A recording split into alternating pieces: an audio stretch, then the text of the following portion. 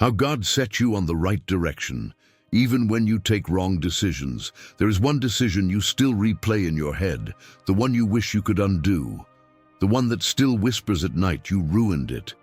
Maybe it was the job you walked away from too quickly, the person you trusted when you should have waited, the relationship you chose even when something inside you felt unsettled, the opportunity you mishandled because you were afraid, insecure, impulsive. You moved forward thinking it was right. Then reality hit, and ever since, part of you has been wondering whether that one decision shifted your entire future. You pray, but beneath the prayer, there is a quiet fear. What if I stepped outside God's plan? What if I missed the timing? What if I disqualified myself? Let me speak to you plainly. God is not fragile. His purpose for your life is not hanging by the thread of your emotional stability. His plan is not destroyed by one human miscalculation. But regret is powerful. Regret magnifies memory. Regret turns a moment into a life sentence. Regret convinces you that you are now permanently behind. And here is the dangerous thought that follows. I had one chance. I blew it. What if that thought is a lie? What if the decision you regret most was never outside God's reach? What if your wrong turn did not shock heaven? What if God knew your impulsivity, your immaturity, your fear, and still wrote a future that accounted for it? Today you are going to see something that will shift your perspective completely. God can redirect a wrong decision without approving it. He can redeem a detour without pretending it was wise. He can reposition you without erasing your responsibility. You are not disqualified because you made a mistake. You are not abandoned because you chose imperfectly. And you are not off course simply because you took a road you now regret.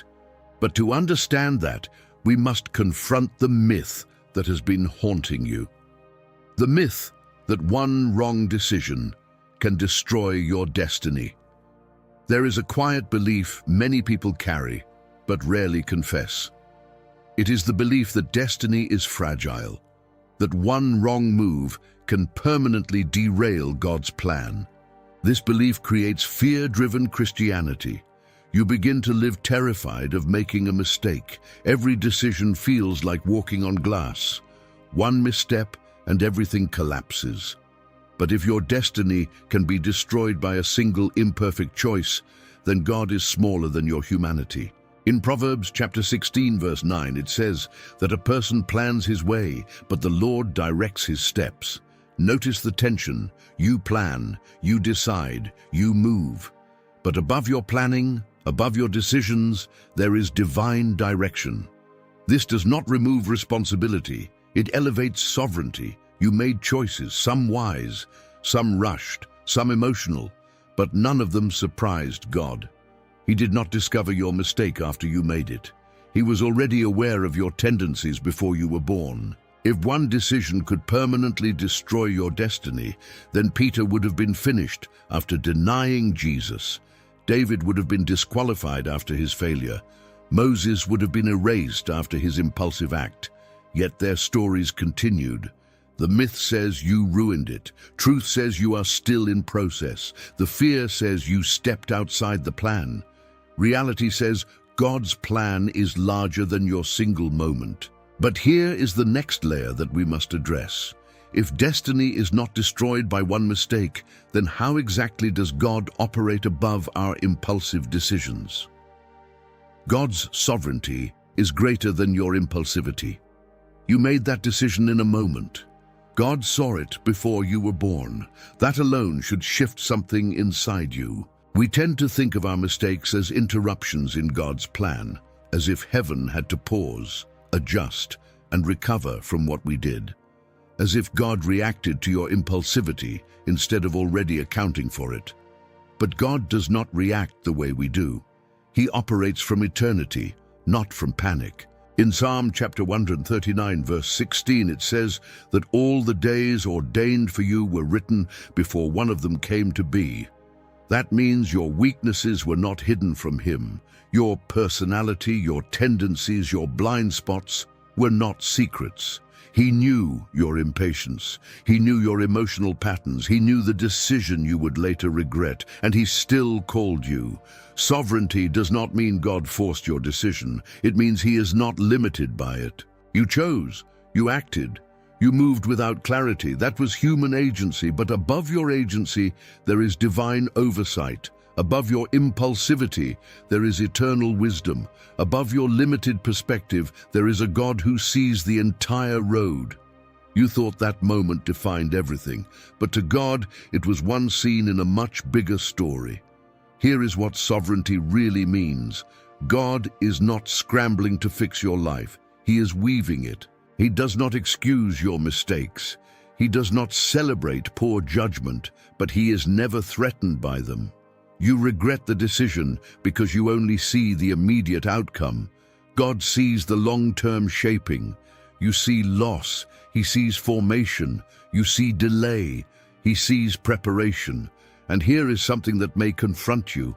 Sometimes what you call a wrong decision was allowed because there was something you needed to learn that comfort would never teach you.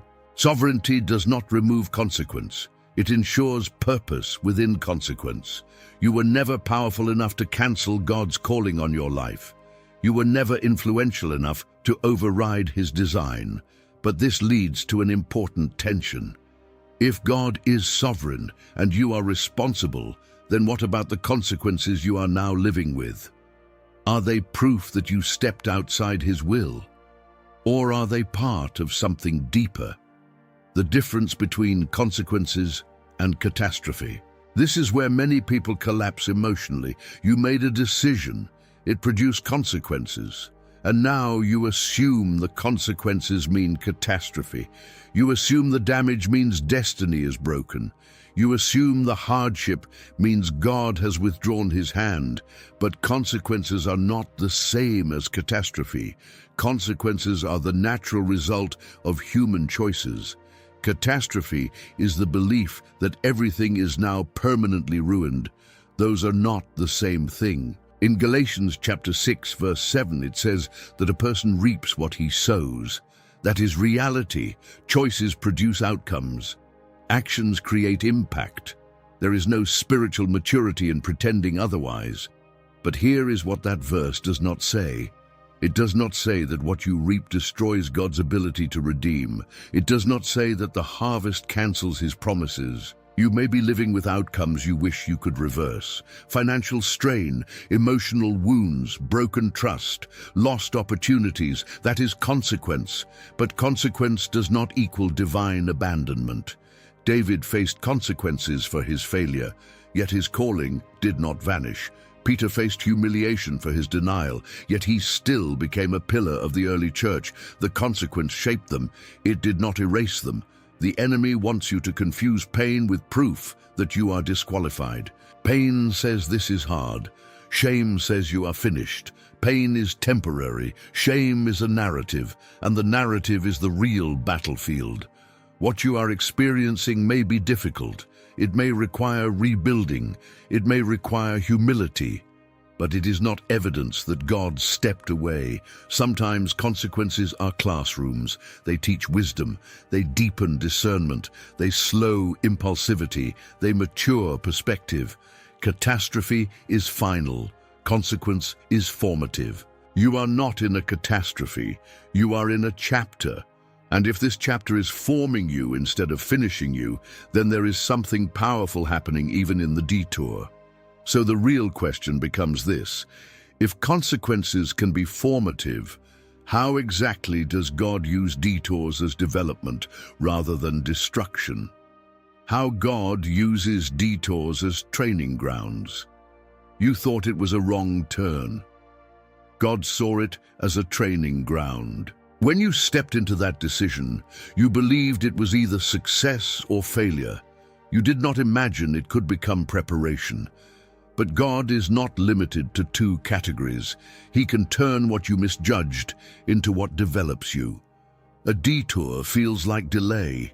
It feels like you lost time. It feels like you are behind others who chose more wisely. But development does not happen in straight lines. Think about Joseph. betrayed by his brothers, sold, imprisoned, forgotten. None of those events looked like progress. Yet in Genesis chapter 50 verse 20 he says that what others intended for harm, God intended for good. That is not denial. That is revelation. The pit trained his resilience.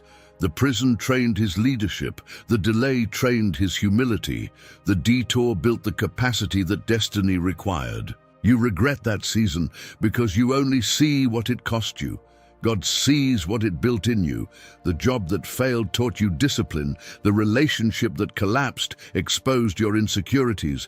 The opportunity that slipped away revealed your fear of risk. Those lessons would not have formed in comfort. A straight road rarely stretches your character. A detour forces growth. You may have entered that season because of immaturity or impulsivity, but while you were there, something changed. You learned boundaries. You recognized patterns. You discovered strength you did not know you had. Training does not always feel noble. Sometimes it feels humiliating, but humiliation can produce wisdom if you allow it. The detour did not erase your calling. It prepared your character to carry it. And here is the shift you must make. Stop asking, "Why did I go there?"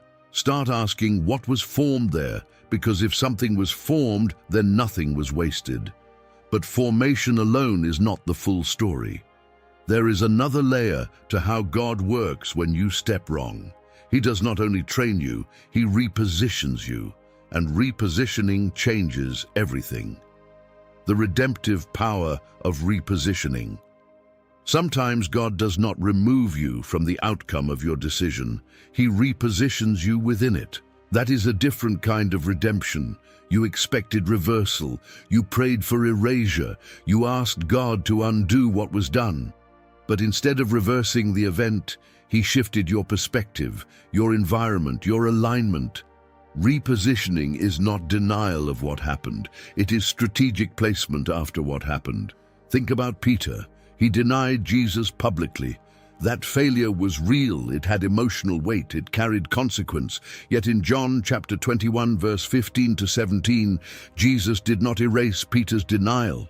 He addressed it. He restored him. Then he repositioned him with a new assignment. Feed my sheep. The failure did not disqualify Peter. It refined him. And then it placed him differently. You may not be where you originally planned to be, but that does not mean you are misplaced. Repositioning often looks like smaller beginnings, new circles, adjusted goals, different timing. It can feel like you're starting over, but starting over is not the same as starting from nothing. You carry experience now, you carry wisdom now, you carry humility now. Those are not losses, those are tools. God does not always remove you from the consequences of your choice. Sometimes he teaches you to stand differently within them, to lead differently, to decide differently. Repositioning is mercy with direction. The relationship ended, but it redirected your standards. The business failed, but it reshaped your strategy. The opportunity closed, but it clarified your calling. You were not pushed out of destiny. You were moved into alignment. And here is the deeper layer. Sometimes the wrong decision did not just need redirection. It exposed something inside you that needed healing. And that revelation may be the most transformative part of the entire journey. When your mistake exposes what needed healing. Not every wrong decision was about poor judgment. Some were about unhealed wounds. You did not just choose impulsively. You chose from insecurity, from fear of being alone, from the need to prove something, from the desire to be validated, from exhaustion, from comparison. The decision was visible. The root was hidden. And sometimes God allows the outcome not to punish you, but to reveal you. You thought the problem was external, the job, the relationship, the opportunity, but the aftermath exposed something deeper. Why did I ignore the warning signs? Why did I rush? Why did I settle? Why did I overextend? That is not condemnation, that is clarity. In Psalm chapter 139, verse 23 to 24, David says, "Search me, O God, and know my heart." That is a dangerous prayer. Because when God searches, he exposes patterns. Some decisions reveal pride, some reveal fear, some reveal an identity built on approval instead of security. And here is the uncomfortable truth. If that mistake had never happened, the wound might have remained hidden. Failure has a way of pulling the curtain back. You regret the choice because of the outcome, but what if the exposure was part of the mercy? What if the misstep revealed the insecurity that needed healing before it sabotaged something greater? God does not waste exposure, he uses it.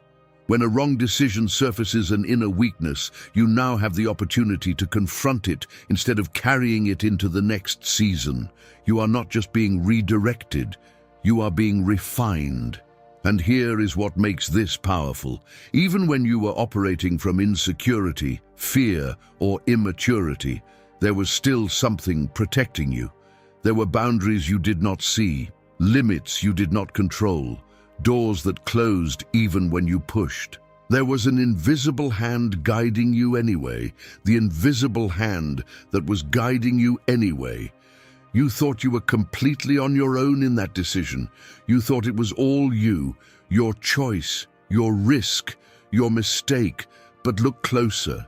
There were things that did not go as far as they could have, doors that shut before the damage became permanent, people who walked away when they could have stayed and made things worse, opportunities that collapsed before they consumed more of your life. You call that bad luck. Scripture calls it providence. In Proverbs chapter 19, verse 21, it says that many are the plans in a person's heart, but it is the Lord's purpose that prevails. That means even within your flawed planning, there was a boundary you did not control. You may have chosen impulsively, but you were not sovereign. There were limits placed around your mistake, timelines shortened, exposure prevented, consequences restrained. You thought you were falling without protection, but you did not hit the depth you could have. That was not coincidence. That was containment. God's providence does not always stop you from making the decision. Sometimes it stops the decision from destroying you. You see what went wrong. You rarely see what was prevented. There were conversations you never had, contracts that did not finalize, paths that closed before they became permanent. Those were not random. Those were guardrails. You were not as unprotected as you felt. Even when you stepped outside wisdom, you did not step outside God's awareness. Providence is subtle. It rarely announces itself. But when you look back honestly, you begin to see patterns. Protection you did not request, interruption you did not understand, redirection you resisted. You were never fully off course. You were being steered within limits. But there is something else that has been shaping your perception of that season, and it may not be the event itself. It may be how regret has rewritten it in your memory, because regret is powerful, and if you are not careful, it will distort your entire story. How regret distorts your memory. Regret does not just remind you of what happened, it edits the story. It highlights your failure and erases your growth. It magnifies the mistake and minimizes the protection. It convinces you that everything that followed was damage control instead of divine development. Regret is not neutral, it is selective. You replay the decision over and over, but you replay it with a narrative that says, "I ruined my future." You look back and only see loss. You forget the lessons. You forget the boundaries that protected you. You forget the strength that formed in you. Regret turns a chapter into a verdict, but memory is not always accurate. It is emotional. In Romans chapter 8, verse 28, it says that all things work together for good for those who love God and are called according to his purpose. That verse does not deny mistakes.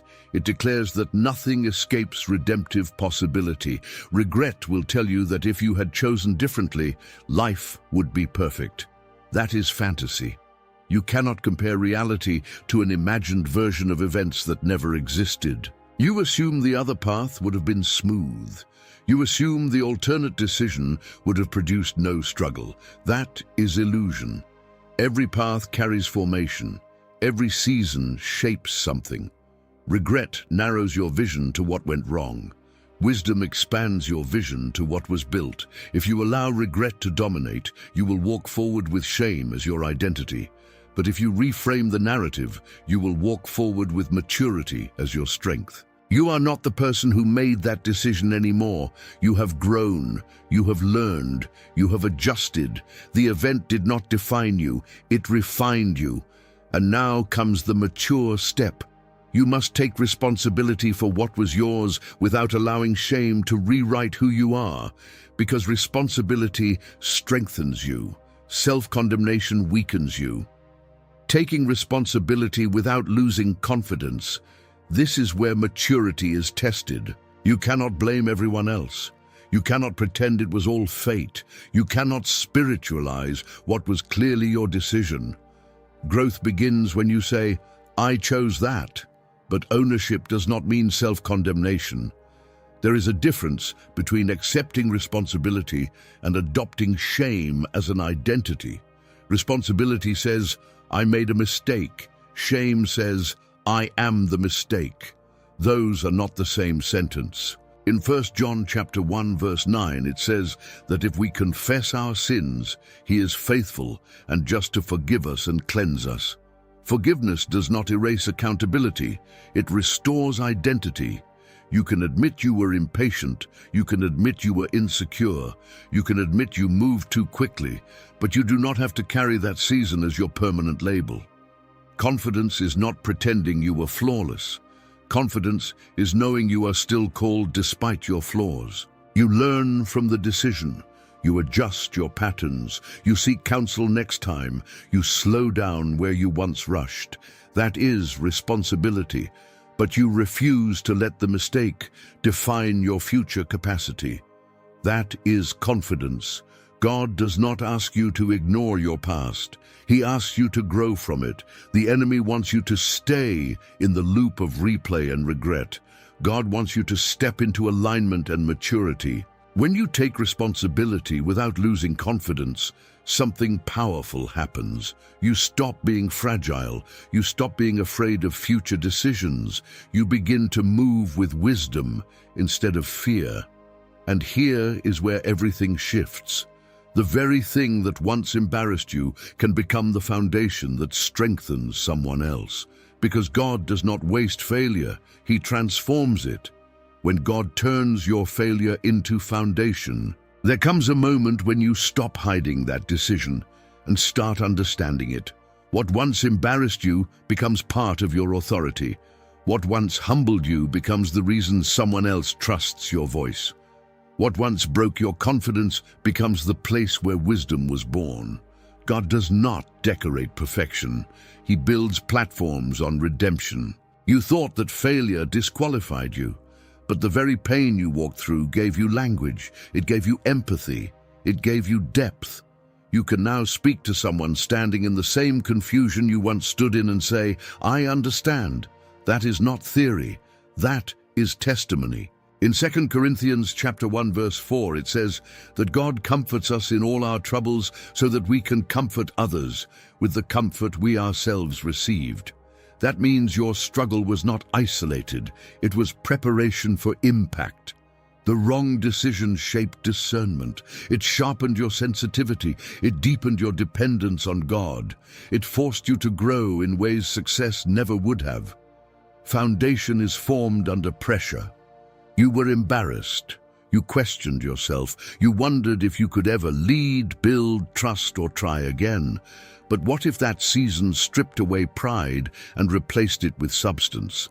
Now, when you speak about patience, it is not cliché. When you speak about waiting, it is not shallow. When you speak about surrender, it is not theoretical. Your failure became formation. God does not waste chapters. He layers them. What you call a detour, He calls reinforcement. What you call collapse, He calls restructuring. The very decision that once felt like the end may be the reason you are now strong enough to carry what is next. And here is the final revelation. You were never off course in the way you feared. You were in process. You were never off course, only in process. You thought you stepped outside the plan. You thought you missed your moment. You thought you had fallen behind everyone else. But what if you were never off course in the way you imagined? You were not outside of God's reach. You were inside of a process you did not understand. Process feels slower than promise. It feels less glamorous than calling. It feels uncertain compared to the confidence you once had. But process is where character stabilizes, discernment sharpens, and identity matures. You judge that season by how uncomfortable it was. God measured it by how transformative it was. In Philippians chapter 1 verse 6 it says that he who began a good work in you will carry it on to completion. That verse does not say he will complete it only if you never stumble. It declares that what he starts, he sustains. You were never powerful enough to cancel what God initiated. You made choices, some wise, some premature, some driven by emotion, but you were never abandoned. You were never erased from destiny. You were never written out of the story. You were being shaped. The delay refined patience. The mistake revealed character gaps. The consequence built humility. The detour increased capacity. That is not being off course. That is being formed. The enemy wanted you to believe you were disqualified. God was developing you quietly. You thought the narrative was ruined. Heaven was still writing, and now you stand in a different place, wiser, slower to rush, quicker to pray, more aware of your patterns, more anchored in truth. You are not behind, you are positioned. Your mistake was not stronger than God's sovereignty. Your regret was not bigger than His grace. Your impulsive moment was not powerful enough to undo His intention. You were never off course. You were in process. If this message speaks to your heart, write in the comments, I am still in process. Let that declaration shift how you see your past and how you step into your future.